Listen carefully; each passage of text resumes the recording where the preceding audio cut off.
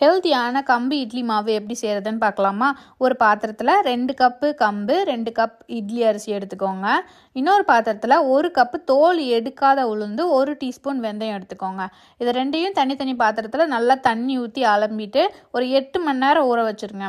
அதுக்கப்புறம் நம்ம ஊற வச்சுருந்த அந்த வெந்தயம், உளுந்து ரெண்டையும் ஃபஸ்ட்டு நீங்கள் நல்லா ஒரு 30 நிமிஷம் அரைக்கணும்.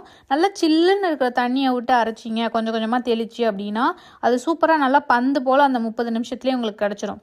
அதுக்கப்புறம் அதை தனியாக எடுத்து வச்சுட்டு, நம்ம ஊற வச்ச கம்பு அரிசி இருக்குல்ல, இட்லி அரிசி, அதை ஒரு 20 நிமிஷம் நீங்கள் அரைச்சிக்கோங்க.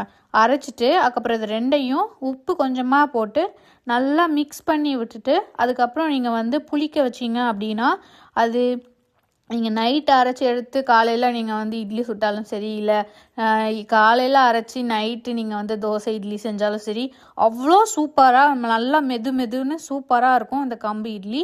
ட்ரை பண்ணி பாருங்கள்.